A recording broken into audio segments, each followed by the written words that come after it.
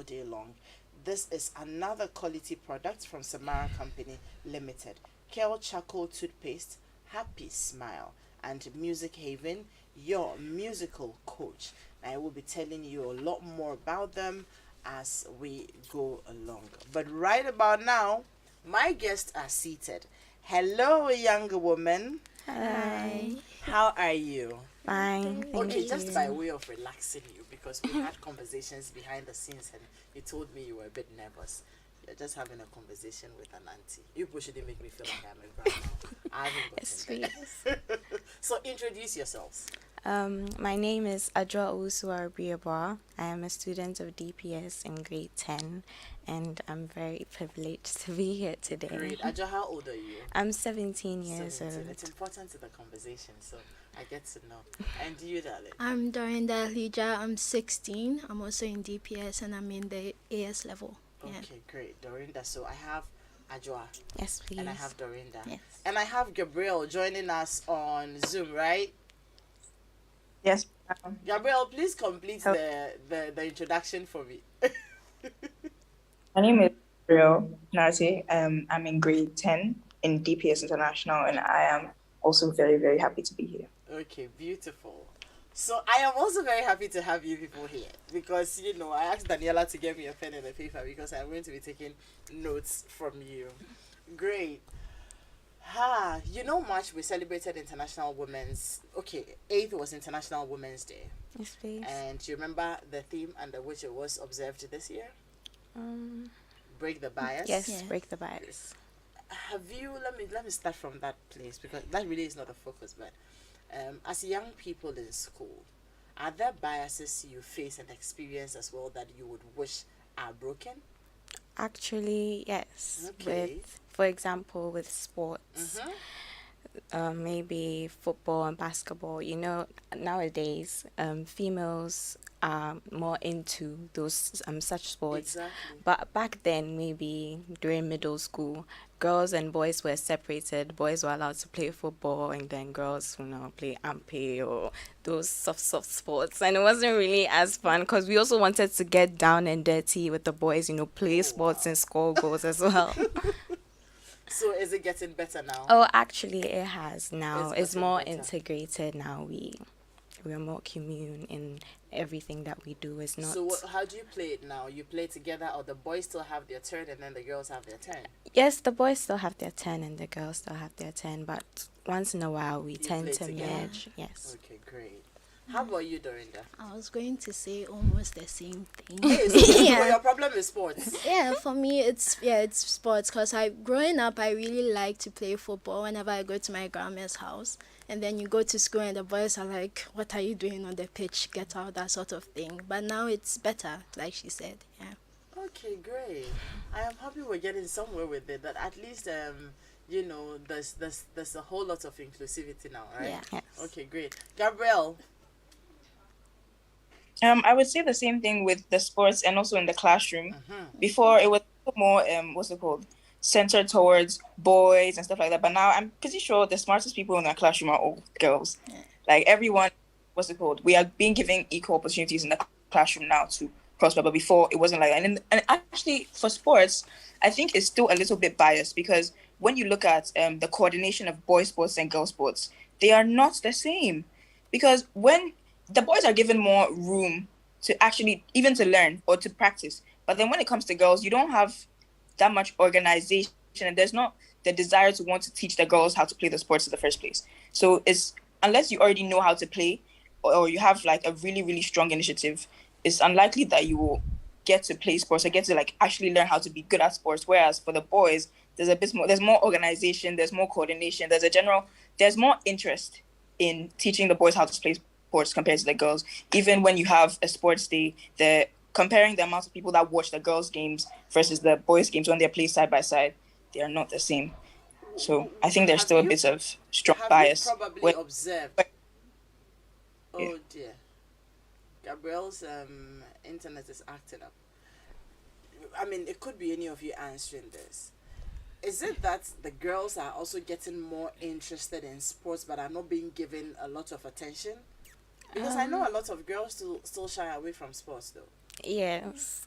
I feel like because of the stereotype that is there, we've Mm-hmm. sort of become accustomed to being told that no, sports aren't for girls, and maybe cooking or learning or studying Yeah. is more of a girl thing than being. So we just sort of have sit back and allowed ourselves to be controlled by this stereotype that's been going on for years now.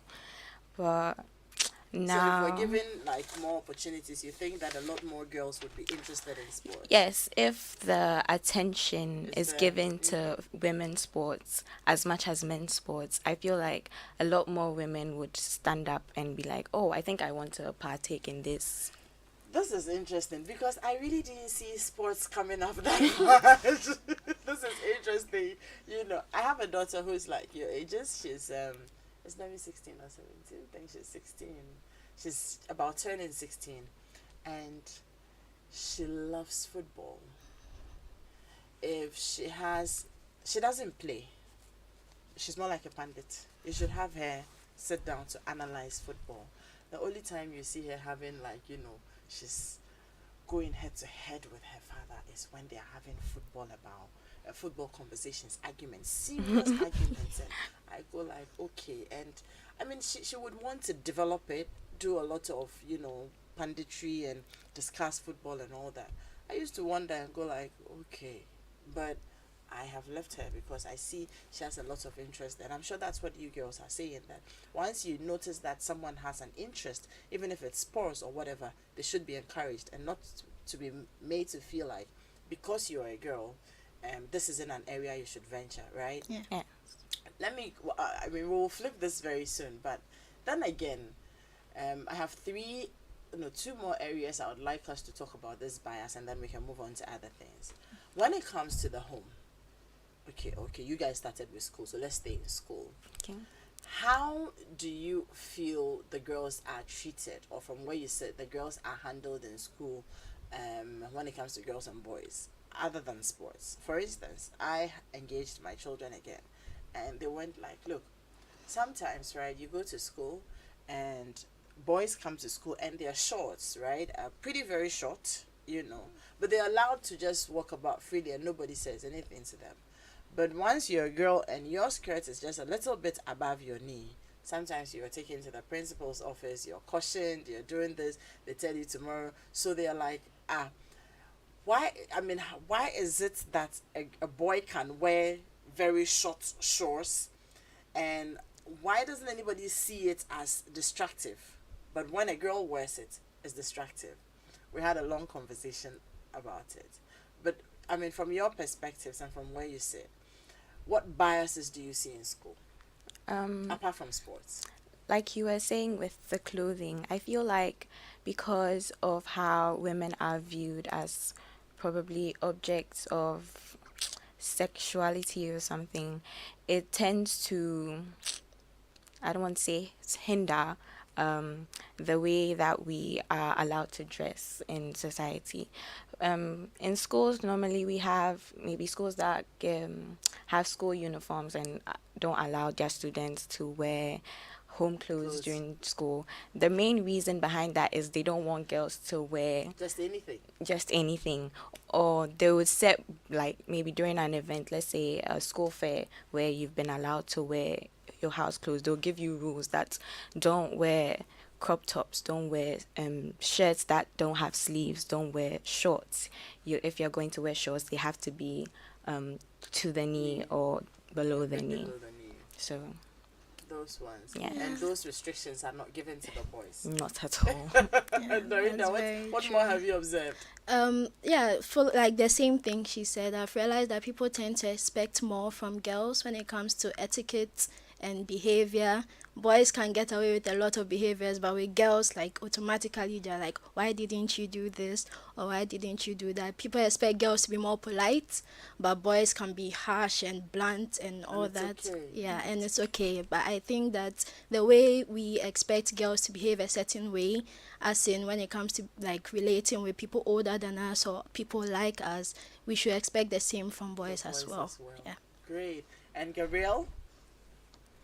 I was going to say the attitude towards cautioning people when they are, let's say, in relationships. Whenever they're talking about relationships with people of the opposite sex, is the conversation is always centered towards girls, and it's always pushed in with sorts of misogynistic phrases like "don't let your body be used" and stuff like that. But they never really say much from the boys' side about how they should behave when they're talking to girls, how they should treat girls properly, and then they also expect girls to be a lot less assertive. Like if you are someone that is that decides not to like keep quiet or you talk a lot, there's a certain perception that is made of you that what's it called? The general idea that a girl should be gentle or that she should be less assertive, she should be quiet. That there's still that general idea, and it's still very sometimes a little difficult to speak up about certain things when people treat you like you're not supposed to be talking. Great. But you would realize that if you sit back and you think through some of these things, right? They are for our own good as girls and women. Okay. The gap I see is the fact that the motives behind some of these things are not explained to us. Do you understand? So, for instance, and I've had these conversations with my daughters. I have 3 daughters, and they're just like you people. They're talking. We have this right. I'm like, okay. Sometimes what you need is the motive behind the conversation. So, for instance, they notice in school when they talk to their friends, you realize that their parents are telling them and don't allow the boys to do this to you. And I'm like, yeah. Sometimes we tend to. I agree that we need to also caution the boys as much as we caution the girls. But look at it this way, right? When you fall into trouble, let's say you have a boy and a girlfriend relationship or boy-girl relationships at a time when you're not supposed to, and then unfortunately somebody gets pregnant. Is it the boy that gets pregnant? Yeah. Okay. So you can go back to school, but for the period of the pregnancy, who is at the losing end? The girl. Yeah. So quite often, just because of our makeup as girls and women, we tend to be more disadvantaged than the boys. And it's no fault of anybody. You are a woman. You are the one who will get pregnant anyway. And so sometimes, just for our own protections, the conversation seems to be skewed towards the girls and a lot more caution goes to the girls. You understand? So sometimes before we fight these things, right, let's try to understand the motives behind some of the talks that we are given as girls. It may not always come the way you would want it to come to you, but if you're able to understand why a lot more focus is given to girls, then you would understand that, okay, whatever it is, you're more disadvantaged than the boys. If anything goes wrong, you understand. So sometimes let's take it in good faith. You understand me, right? Yes, you're more please. disadvantaged. Let's all go and hide somewhere and do something very silly, and then after about 3-4 weeks you realize that you're not experiencing your menses. Then what happens? That boy, even if he accepts responsibility at age 16 or 17, can still go to school. But you may go to school, but you will face a lot of issues as a woman. So let's understand why. Sometimes it's for our own good. It's just that sometimes it's not said the way we want it to be said, but most of these things are for our own good as women. Yeah. Okay. How about the home?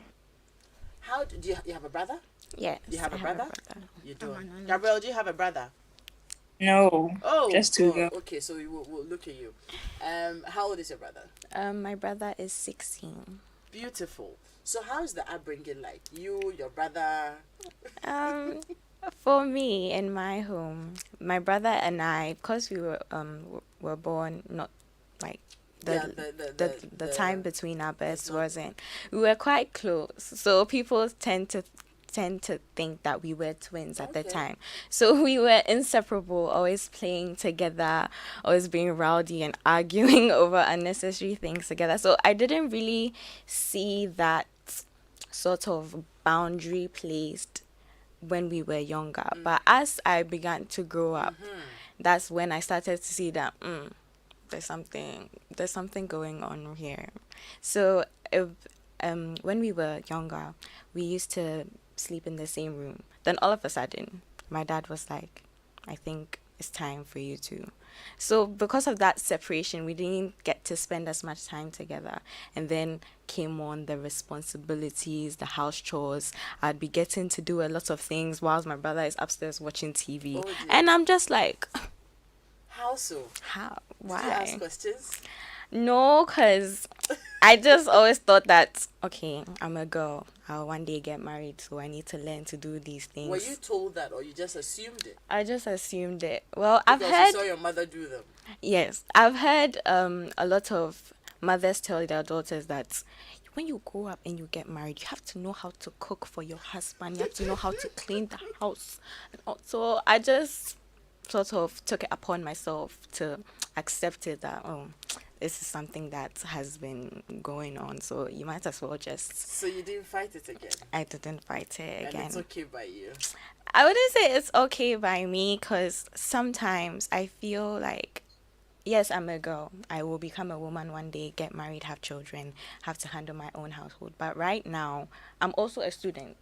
I have exams. So during my exam periods when I will have to undertake house chores as well as undertake the stress of exams, and my brother is still upstairs, all he has to do is study and sleep, and I'm downstairs cooking when I could be also studying, but I can't because I have to do some house chores at home. It's kind of, I sort of saw it as unfair. So this has pushed us into the conversation, the actual conversation I want us to have this morning. But Gabriel, you have anything to say, since you don't have a brother at home, but I'm sure you probably have observed how boys are raised differently from girls, right? Do you have any Yes. observations? Yeah, it's unfair Okay. that like conversation you have is not the same when it comes to girls and boys, and how you're like everything they kind of do when you're raised is sort of catered towards marriage and getting married. And this is not completely related to the house chores situation, but I remember when I was in class 5, and I wasn't necessarily a very smiley child. So when I was sitting there in the classroom one day, and my teacher told me I should smile more or else I wouldn't get a husband. Oh. And at the time it didn't offend me that I was offended a little, because it was like she was insulting my parents in a way. But then it didn't offend me very much until I was sitting in the car one day and I told my aunt, and she was horribly offended, because I didn't know, I was young, I didn't know at the time it wasn't something you were supposed to say. But the idea that I'm sitting in a classroom, why are you telling me that if I don't smile I won't get a husband? Why is that?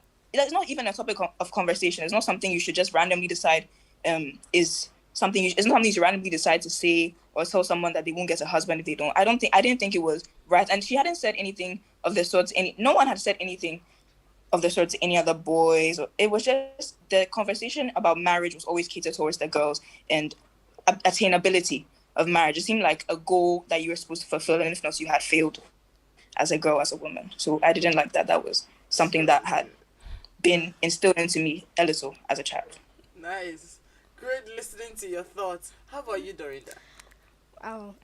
I agree with everything that everyone has said. When it comes to the marriage part, like she was talking about, people tend to think that if you've crossed the age of maybe 30 as a woman and you're not married, then you failed, like you've done something terribly wrong in life. And I don't think that it's something that people should think about, because men can grow and they can be 60 before they get married, and everyone is like, yeah, that sort of thing. But women should also be allowed to pace themselves and plan their lives. Women can decide to get married at 40. There's nothing wrong with it. They just want to focus more on maybe their professional career before focusing on family. Yeah. Okay. So let's go there. Let's go there now. You're girls, right? Yeah. And I'm happy that you have had all these experiences, you've made these observations in life, and you're growing to become women. It's good that you girls have brought up the conversation about career, the conversation about marriage, and the conversation about keeping a home and growing, right? Now you tell me, the woman you envision, what kind of woman? Because you've seen a lot of women. You have teachers who are women, right? Yes, please. You have, your mothers are there, your aunties are there. You have cousins who are women, some older, right? Mm-hmm. Now, when you look at the whole thing about womanhood, sometimes you're a woman, you have yourself to take care of. You have your children to take care of if God blesses you with children. you have a husband, you need to, juggle a career and do all of these. And quite often, if you set very high standards for yourself, then you know that you don't want to fail at any of these things. You want to keep flying. What sort of woman do you envision? What sort of woman are you planning or aspiring to become? I want to know. Well, for me, I aspire to be a woman who not only has been able to survive in a man's world, but also has succeeded in a man's world. I I would want to be I would want to be a woman who would inspire other women to understand that there is strength in the struggles that they go through, and never once in your life to undermine the power and the unique abilities that they have as individuals. I have taken a liking to science, specifically obstetrics. Not only do I plan to avail myself to aid in women's health, I also plan to be a voice for them that will be heard. Great, you're sounding very philosophical. Let's break it down. Let's break it down. So, are you looking to getting married sometime? As of now, I don't know if my plans will change as I grow up, but as of now, I do plan on getting married At the right time. at the right time. What are your expectations of, because the moment you get married, you know that you're not all by yourself again. I know you understand these things. And you need to have that vision, you need to visualize it, you need to look at it and see and imagine it. And then you're making amends while you're going, right? So, what expectations would you have of your husband or the man to be able to achieve all of these things that you're saying you'd like to achieve? For marriage, I believe that communication is key in everything. Without communication, there's no life source in the marriage if you're not talking to each other about everything and nothing at all. So, for my life partner, I would want him to understand and accept my values, maybe the boundaries I've set or the goals I would like to achieve, and to be appreciative of the things I do, whether little or small, and to sort of guide me and go along with me through everything that I may venture into, aid me in my struggles, give me advice when I may need it, or maybe I when like that. when I Not control you, but give you yes, advice give when me you may need when it. I may need it. Oh my god. Or maybe when he sees that maybe this deviating from the goal that I set for myself, maybe sort of point me in the right direction when I may not be on that same path. I mean, you talk about communication, and it's a very big issue in marriage. How did you come by that observation? Your parents? Somewhat, and other parents as well. And even maybe not with marriage, but with classmates or best friends. You could be somewhere, then you hear something from someone that your best friend has said this about you. It would be better for you to go to that friend and tell and ask, "Oh, is this really what you said about me?"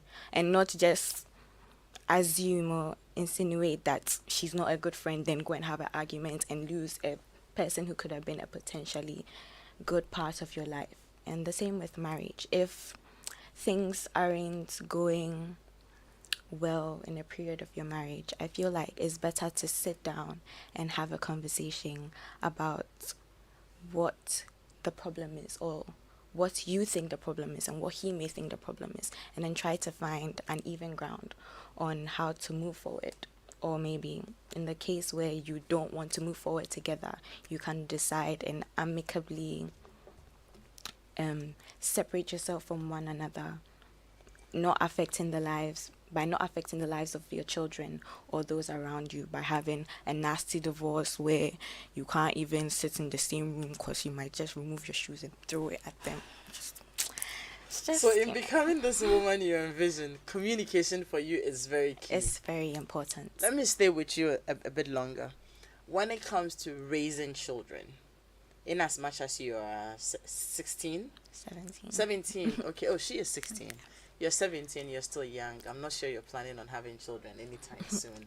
But again, I'm sure as mates, you have conversations, you have observed your parents' parenting style towards you. What kind of mother are you looking to becoming? I look to becoming a more intuitive mother, a mother who's more in depth in their child's life, not overbearingly in depth in their child's lives, but like one who isn't portrayed as, how do I say, being feared. I don't want my children to fear me and feel uncomfortable coming to me to ask me certain questions. Like anything goes. If you want to know about something, I would want to come to me and I would explain it to you. If you are going through anything, if you're being bullied, I want to be the first one to know. I don't want to hear from colleagues or your friends. I want to hear it from you first. That's the kind of relationship I want to build with the children I would have in the future. Wow. You know, I told you from the beginning that this is going to be a masterclass, like a classroom. We're getting to learn so much. And so if you're a mother, a parent out there, and as it were right now, your children are unable to come to you to talk to you. You're not the first person they're approaching, and you know they're going to their friends and other people. Well, Ajwa says it shouldn't be so. She is not inspired by the kind of mother or parent you are. She would want to be a hands-on mother who is in their children's life, but also realizing that they're individuals with their own values. So she won't be overbearing, but she would want to be there. Dorinda, Yeah. are you looking? I mean, let's the same line of thoughts. Are you looking to getting married someday? Yes. Okay. Yeah. And how do you intend to build that relationship? So what it is that you're an individual, you are a woman, you have your own value systems. Well, let's talk about the career first, and then we see how it weaves into it. For me, career-wise, I want to be a woman who is able to express herself, her opinions, and her thoughts, which is quite ironic because right now I'm not anywhere near there. I'm working on myself, and I want to be able to speak my mind without thinking about what What are other you people. studying? I'm studying science. I'm Okay. hoping to be a medical doctor. Beautiful. And I want to be able to speak my mind without having like thought about what other people will think about it. Yeah. How do you plan to juggle? You're planning to, you would like to settle down in marriage, right? Yeah. And have children. So you would like to raise a family and still pursue a career. Yeah. I mean, from where you sit, you're not God though. But how do you plan to juggle them? First to begin, my role model is my mother, who is Great. a medical doctor as well. Okay. And after observing her for a long time, I've realized that support is key. I Okay. mean, planning is there as well, but when it comes to the marriage part of it, support is absolutely key. You can't do anything on your own, like you said. I'm not God. And so I've watched my father take over. Sometimes he cooks, sometimes he cleans, he takes care of the house, and my mother can have her peace of mind.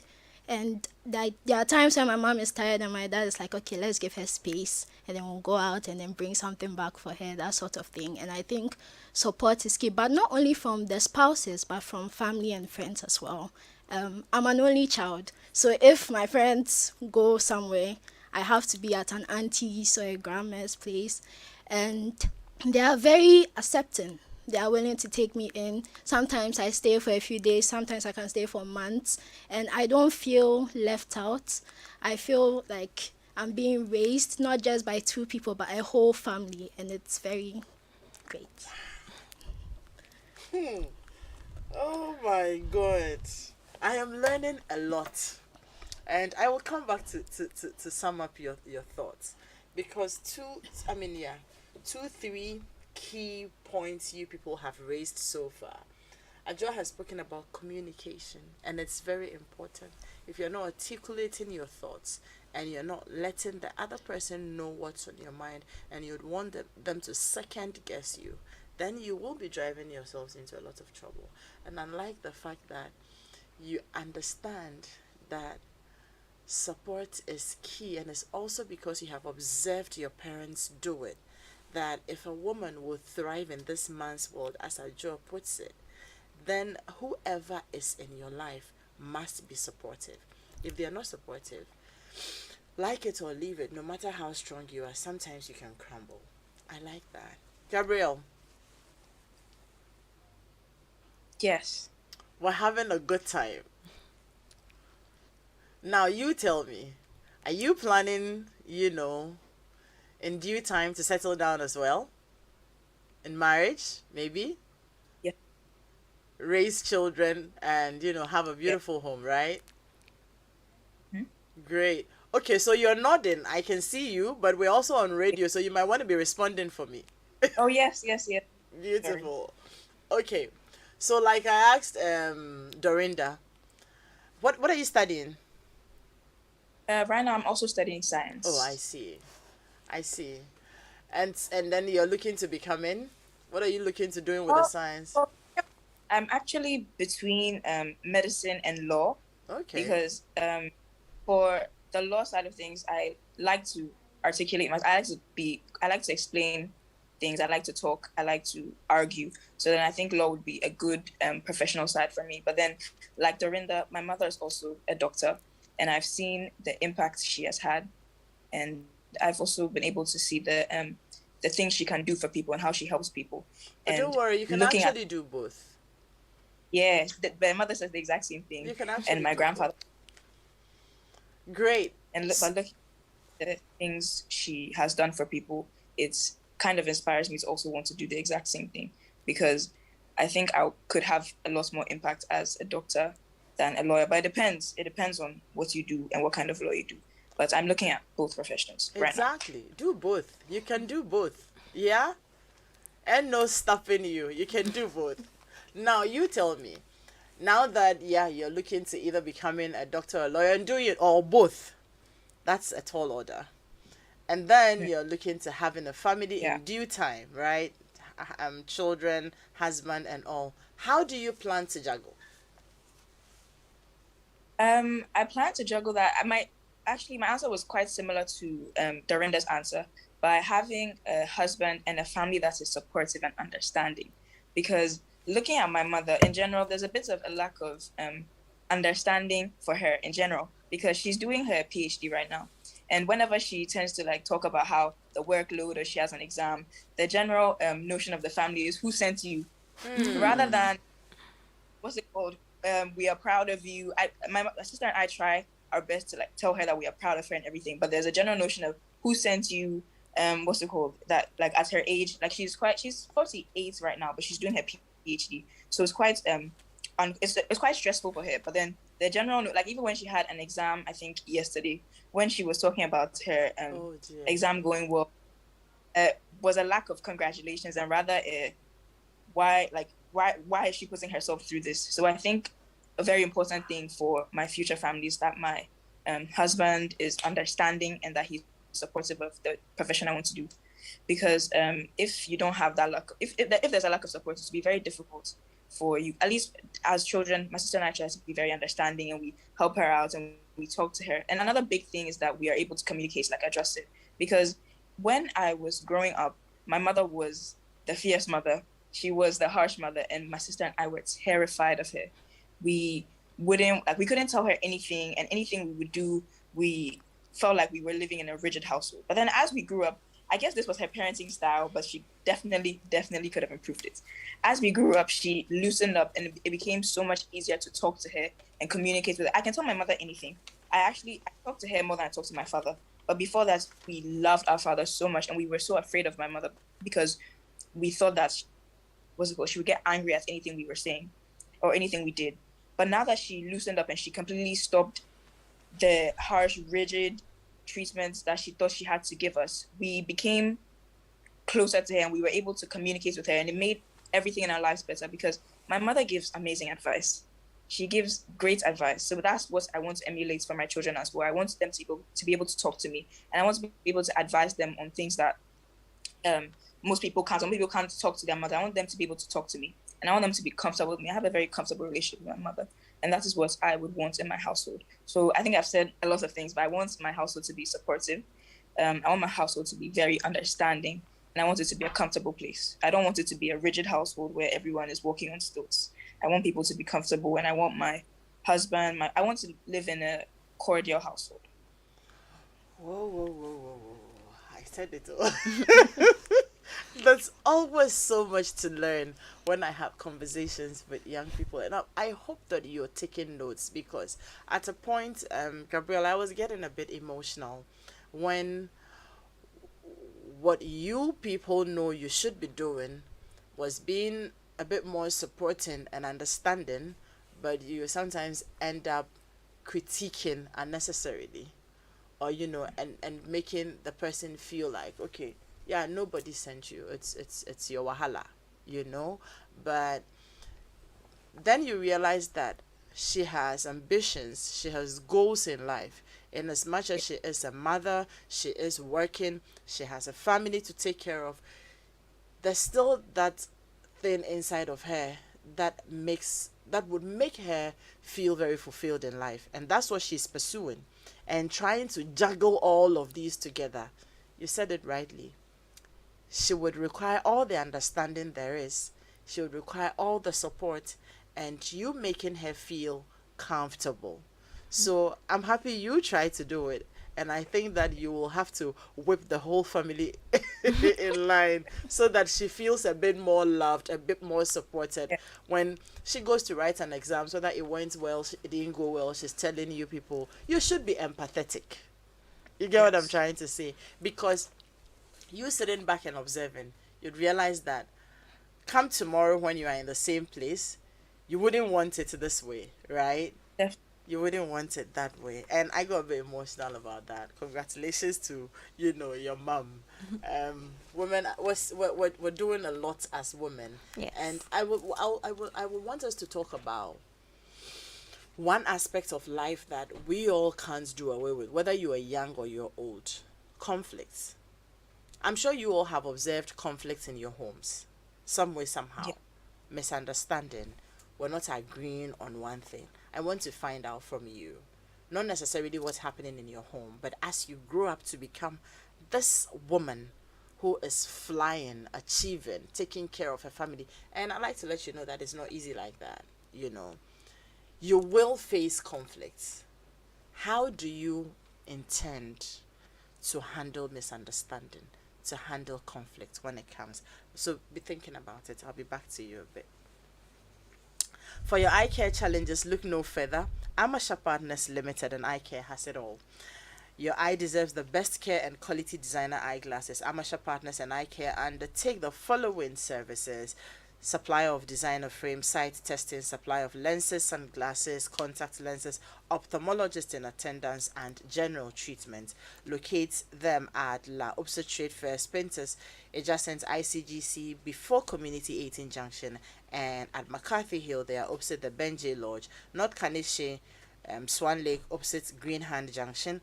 Achimota, second floor on the Dinswa Plaza. Takrade on the Axim Road, that's opposite CBG Bank. Ho, they are opposite Housing Junction. Kumasi, you can find them at the airport roundabout. And when you get to Kolibu, they are directly opposite the ECG and Koforidia on the Central Hospital Road. Numbers to call 0302939850 and 0302778827. You can follow them on Facebook, Twitter, and Instagram. And Riverman Productions, in partnership with the National Theatre and Joy FM, present another original Ibu White thriller, Take Me to the Moon. What is your biggest dream? The one that scares you even thinking about it? And what if pursuing that dream could cost you the love of your life? Take Me to the Moon shows how we can all go for our dreams while fighting for love. The play shows at the National Theatre, Accra, on the 26th and the 27th of March, and also on the 2nd and 3rd of April. Time is 4 p.m. and 8 p.m. each day. Rate is 100 Ghana cedis. Tickets can be bought by dialing *713 *5 *5 # Let me take that again. Star 713 star 5 star 5 hash and follow the prompts, or from the usual outlets. Special ticket offers are available for corporate purchases, and for enquiries you can call 050 5546 and WhatsApp is 050 554 6030, or visit email at info@rovermanproductions.com. COVID protection protocols will be strictly observed. Sponsors are Gino, Total Family Health Organization, and Food and Drugs Authority. Buy your tickets for the Roverman Take Me to the Moon round now. Roverman Productions, be the difference. We'll take a break. We will be right back. Ophelia, did you brush your teeth before eating? No, mommy. Anytime I use daddy's toothpaste, I get bruises in my mouth, and sometimes I feel like vomiting. That's not an excuse. As a child, you need to brush your teeth before you take your breakfast to avoid tartar and cavity, okay? And you, why are you laughing at your sister? Have you brushed your teeth? Yes, Mom. I used the Kel Kids toothpaste you brought yesterday to brush my teeth. Well done, darling. Kel Kids toothpaste is made for kids like you from 2 years to 6 years. It was so sweet like strawberry. I even wanted to eat it, Mom. No, you can't eat it. It's toothpaste, not toffee, okay? It's always advisable to give your kids Kel Kids toothpaste to brush their teeth. Kel Kids toothpaste strengthens teeth and prevents decay and cavities. As a mother, I always make sure my kids use Kel Kids toothpaste. Kel Kids toothpaste with strawberry flavor makes brushing exciting for our kids. Kel, happy smile. This advert is FDA approved. In partnership with National Theatre and Joy FM, Roverman Productions present Take Me to the Moon, an original Eboy play. They say love conquers all things. Oh, you're sick. Yes, you are crazy. I married you, didn't I? Are you trying to tell me marrying me was an act of craziness? Can they conquer all things? You know I cannot trust myself to be alone, right? Who says I'm leaving you here? I am installing a CCTV and I'm going to put a monitor on your thing. If for any reason, by any circumstance, get an erection while sleeping, I'll catch the sticker. Take Me to the Moon shows at the National Theatre on March 26th and 27th and 2nd and 3rd April. Time 4 and 8 p.m. each day. Rates 100 Ghana cedis. Tickets available at star 713 star 5 star 5 hash and at Airport Shell, Tema Community 11, East Legon and Dansuman Shell, Joy FM, Hacho and Bachuna Total, and Frankie's Osu. Sponsors Gino, Total Family Health Organization, and FDA. Roverman Productions. Be the difference. There's going to come a time that the church will rise as the highest of all the mountains, and saviors will be raised in the church to deal with the world system. And let it be now. We need to have a national focus. We don't have to lose this ambition, or else we work against the Great Commission. They are equipped in righteousness, the agenda to possess the nations. Welcome to an equipping center of the word and prayer on Pentecost Hour. Pentecost Hour comes to you on Joy 99.7 FM, this and every Monday at 9:30 p.m.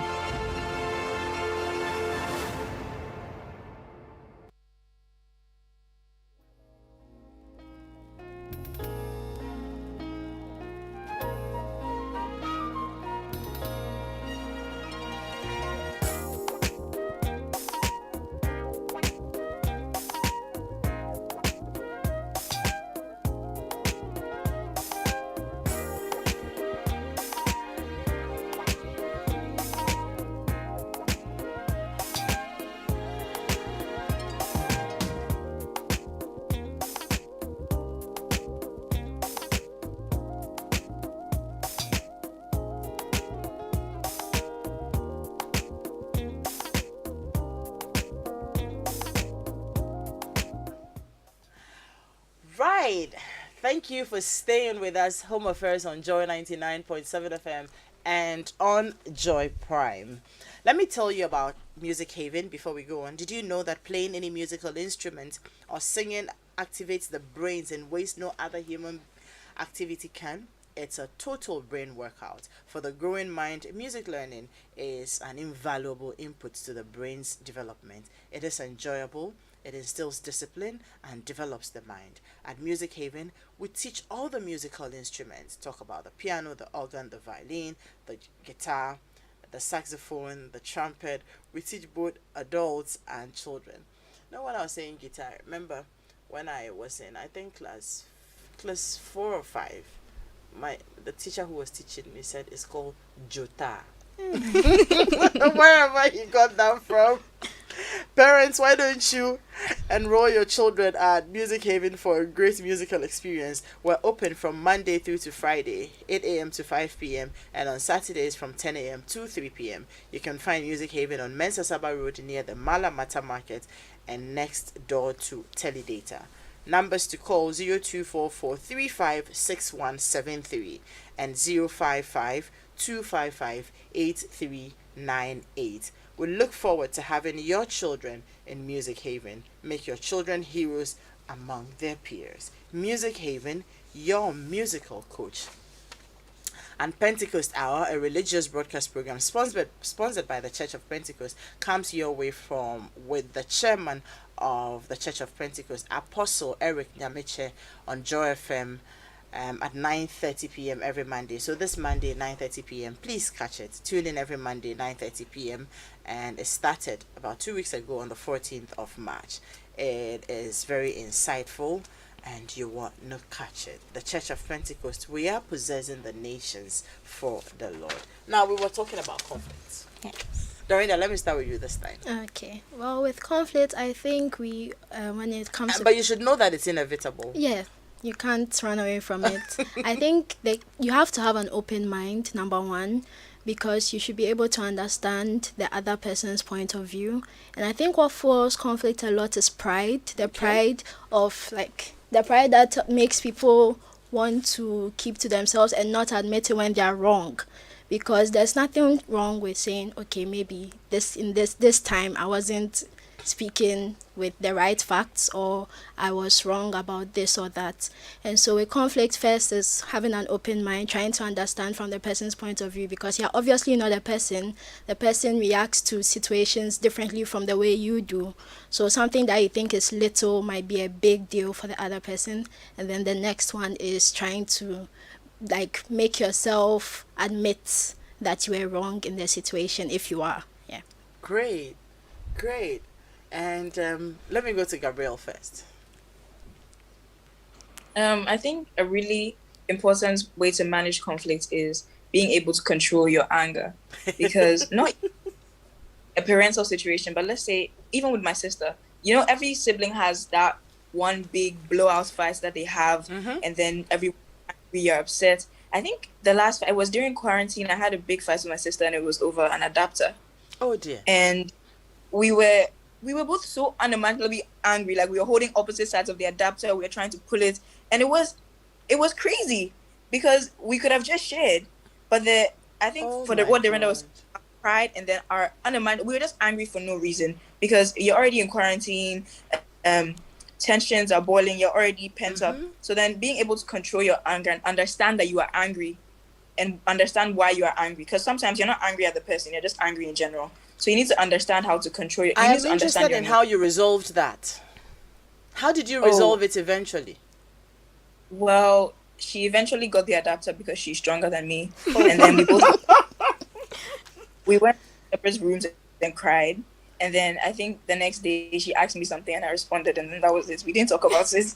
We just there was a mutual that was a very unnecessary argument to have. And then I think she said I could come back to her room or something. And then we resolved it that way. But then I think that argument taught me that you have to learn how to control your anger and understand why you are angry. Especially sometimes I'm also I experience periods of mood swings where I'm just upset and I'm irritable for no reason. But then the difference between me in class 6 being irritable and me now is that I understand that it's not my fault and it's not anyone else's fault that I'm angry. So I think a very important part of conflict is to be able to understand when you are angry and know how to control your anger.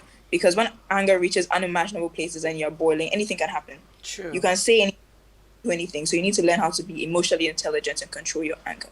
Wow. Because in a relationship, you can't just say anything and do anything to your significant other. You have to be understanding and you have to be caring, and you have to be able to control your anger. I think that's a glad. very important part, because it will traumatize the person, it will traumatize you, and it will traumatize your family if you let your anger grow out of proportion.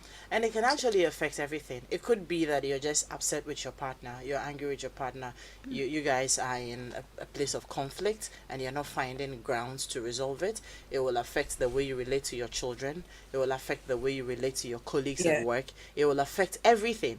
You would see that you're fighting people on the road for nothing.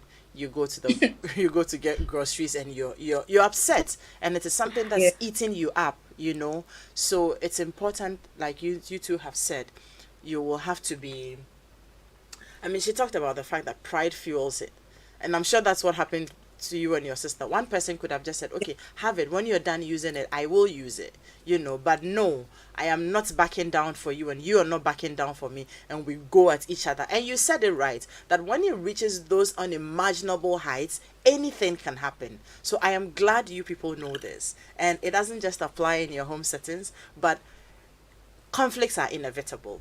And so because they're inevitable, we will have to start considering how to deal with them when they come. Great. And from you, Ajwa? For conflicts, I'm a person who does not like confrontation at all. I try as much as I can to run away from every problem that I may face. But my mother has been teaching me that there are some issues that you cannot run away from, and you just have to face them head on and be done with them. Don't go back to it and then make it even worse. So like Dorinda said, most conflicts are fueled by pride. And I believe a lot of people are too quick to judge. Like, we are too quick to judge based on our own perceptions about things and not looking at it from maybe the other individual's point of view, or giving it a general outlook on the issue. So because we are too quick to judge, it has created a lot of issues in the society we live today in other countries, not just Ghana. And when you see it and maybe you may not seem to understand it, you may be like, oh, so why are they even fighting? This small thing and they're fighting. But you're not part of the fight. So why are you all of a sudden playing judge and jury? And you don't also understand why. So if you care enough and you would want to be able to resolve it, then instead of taking sides or sitting back and being judgmental, you might want to find out what is happening, try to understand and help them to resolve it. Okay, beautiful. We will be activating the phone lines. I'd like to hear what our parents at home have to say, about 2 or 3 phone calls. But I have another young friend who just visited me. I mean, she speaks a lot of, she slurs a lot, Hi, Nina. Hello. Nina, how are you? I'm good. How are you? I am fine, thank you. So, when did you come to town? I just came last Wednesday.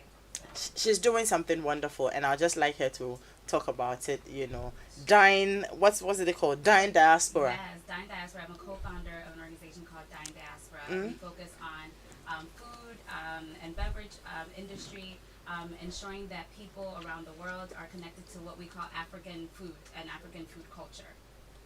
Okay, so when you display food, do we usually have banku, tuozafi, and all of those there? We have whatever our chefs want to do. So yes, some chefs may be Ghanaian and want to showcase their Ghanaian culture. Some of them do like fusion foods too. So you may have some banku, you may have some other types of foods, but they'll do a spin on it, right? So maybe they've grown up both in Ghana and the US, they'll do a spin. So, some cooler stuff that you may not have seen, but very, some of them also do some traditional foods like the ones that you just mentioned. I'm sure you don't remember what I mentioned because you banku and tilapia. That's one of my favorites. Oh no, I said tuozafi. Okay, I don't do tuozafi. Okay, but we'll have tuozafi before you go back. We will have tuozafi before you go back. Nothing will happen to you, yeah. So what are we to expect this year? So this year we have, and we're in our 5th year anniversary of Black Women in Food Initiative, which is a special initiative that focuses on basically showcasing Black women's contributions. So we're talking, African women, Black women around the world. And the essence of it is that oftentimes women, we grow up with our mothers in the kitchen. We grow up with so many women around us cooking. And yet when you look at the professional world, the men get a lot of the credit. The men, chefs in the professional world, and even outside of just cooking, men really get showcased. So this initiative really amplifies what women are doing, how they're doing, and why it's important to give them the credit that they deserve. And how's it been going so far? It's been amazing. So we are, like I said, in our 5th year. So every year we release honorees. So people around the world, over 600 people around the world nominate every year for us to showcase 31 women. And these women are from across the globe. We've had women from Ghana, of course. Shout out to Selassie Adetika, amazing chef here, and others that have been showcased. And so this year, during Women's History Month, which is right now, we are promoting that work that they're all doing. The 31 women showcased this year. We have women from South Africa, women from Nigeria, from the U.S., all over the world that are doing amazing work. So I'm here to just share with you some of that work, and I hope you all will check them out. Great, Nina. I'm very glad you came by because I'm actually hearing about Dying Diaspora for the first time. So I'm going to be following it. But what I am most impressed about is the fact that you're a very young woman and you have taken this on with your co-founder, and congratulations to you. Yeah. Thank you so much, and it's a pleasure to be here. Great. Stay on. You've been listening to our conversations, right? Yes. You have been listening? Yes. Okay, great. So stay on, and maybe you will have some thoughts to share on the topic we're discussing as well. Definitely. But our phone lines are activated now on 0302216541. I'm asked to be able to pick about 2 phone calls, and then we can wrap up. But while we wait for the phone calls, right? Nina, you might want to share, your thoughts on this. These are young women coming up, young girls. They are in their teens, and you are in your early 30s, right? Yes. They are in their teens coming up. They're sharing with us the woman they envision, becoming the woman they envision. What advice do you have for them? I think think big. I think don't be limited by any of the challenges that you see other women facing. I think you have to dream big, look big, and then look for a mentor. Look for someone that can be around you to help you get to your destination. And it doesn't have to be one person. It could be multiple people.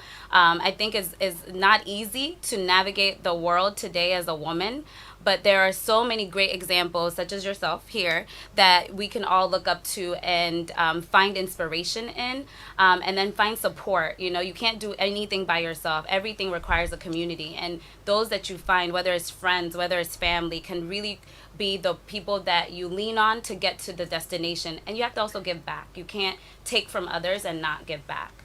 Great. Thank you very much. You heard that, right? Yes, please. Beautiful. Do we have a caller? Hello, good morning. Hi, good morning, Adam. How are you? I'm fine. My name is Paco Joafo. Okay, hi. Please, microphone. Can't hear you. Adam, I think that these girls are amazing. And I'm not saying this because they are my student. I'm saying this because when you hear teenagers talk like this, it tells you that the country has a future. The point is, what are we doing for them as adults? When you go around the city of Accra and indeed all over the country, you realize that we really don't have any facilities for children to grow. And so these children, if God doesn't step in, gets them there are a lot of social vices affecting their education. And so for me, I think that we should all put our shoulders to the wheel and see how we can develop the potentials of these children. And you know me, I've been in this business for God knows how long, and I think that I'm using this platform to congratulate the girls in the studio. I believe what they have said will be a lesson to all of the girls in Ghana. And good work, Adam. Thank you very much, VK. Thank you. I know you're a proud teacher. Okay, so we are wrapping up. Okay, I'd like to take your final comments while we wrap up, but when the phone calls come through, we'll pick them. So let me start with you, Dorinda. Well, based on everything we've said so far, I think that women and girls should be able to go beyond what people expect of them And for me, I believe in gender equity, which means that women should be treated as fairly as men are treated. It's not necessarily the unhealthy competition that people associate with equality. Women can't do everything that men can do. Women are women, men are men. We all have our unique roles in the society. And I think that we should just be given equal opportunities and equal footing to be able to achieve what we want to be. I love you. Yeah. That you clarified that very well. How, Ajo? Do we have someone on the line? We do? Okay, Ajo, hold on. Hello, good morning. Yeah, hello, good morning. I would like to contribute. Please go ahead. Okay. I would also like to say that really women are not competing. Women shouldn't compete with themselves. It looks as if women are always competing with themselves rather than, focusing on whatever they want to do. I also think that managing conflict, our parents should be involved. Let me use myself as an example. I am 36. You have just 10 seconds. Please say 10 seconds. Okay. I am 38 years. My sister is 40. We have been fighting since our childhood, and up to now, we are still fighting. Oh, Jesus. She is married, living in a home. I'm also married. I'm back to my parents' home. But we're still not, we don't understand each other. Oh, dear. So I really think that parents should be involved when it comes to conflict. All right. Thank you. Yeah. Thank you very much. Great, Aja. Just to conclude or round up everything that we've talked about, I believe that it's very important for women to have confidence in themselves and to believe in the abilities that they have and not to be wavered by certain biases or certain stereotypes that are thrown in their faces on a daily basis. Great. My mother is someone who will always continue to inspire me. She always tells me, Uswa, you can do it. You just have to believe in yourself. Beautiful. And that is one thing that I remind myself every time when I feel like I should give up and it's too hard. And yeah. Beautiful. And finally from you, Gabriel, in some 10 seconds for me. I think one of the most important things to tell girls is to be assertive and to open your mouth and speak. Because the only way you can change things and the only way you can make a difference and the only way you can change how people are treating you, if you don't like what someone is doing, if you don't like how someone is treating you, open your mouth and speak. It's very important to be assertive and to make sure that you are heard. So if you feel like you're not being heard, people are ignoring you, or you don't like what's being done to you, please open your mouth and speak. And to use all of your strength, because you have people around you that are there to support you and to help you. So rather than try and do everything on your own, use all of your strength and use everything you have to your advantage. Great. And it's important to, note that being assertive is not being disrespectful. You will just have to be articulate and speak your mind and make sure that you're heard. Finding the right words to be heard is also very important. So yes, be assertive, but being assertive is not being disrespectful. I have enjoyed my time with all of you this morning, including you, Nina. Thank you all very much for making the time. We should have these conversations pretty often. I don't have to be waiting, to have them 1 year intervals. We'll have them very often because there's so much to learn from all of you. I appreciate you all coming. And for all of you who did the listening and the viewing, thank you. God bless you. To the team, God bless you. Waking up every Saturday at dawn to come here, be easy. I salute you guys. And thank you. Next week, we come your way with another edition of Home Affairs. My name is Edem Naiti, and enjoy the weekend. Bye.